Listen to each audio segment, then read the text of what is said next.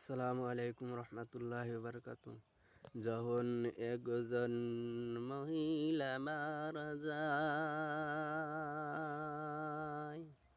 যখন একজন মহিলা মারা যায়, একটি নাম দিয়া ঘোষণা করা হয় না, একটি নাম দিয়া ঘোষণা করা হয় না, বরং তার পরিবারের পুরুষের নাম দিয়া ঘোষণা করা হয়, বরং তার পরিবারের পুরুষের নাম দিয়া ঘোষণা করা হয়।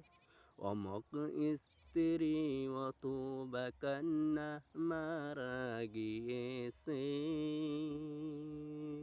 এই থেকে আপনি অনুমান করিতে পারেন, এই থেকে অনুমতি করিতে পারেন যে ইসলামে একজন নারীর সম্মান এবং পর্দা কতটা গুরুত্বপূর্ণ। এই থেকে ইসলামের নারীর সম্মান পর্দা কতটা গুরুত্ব।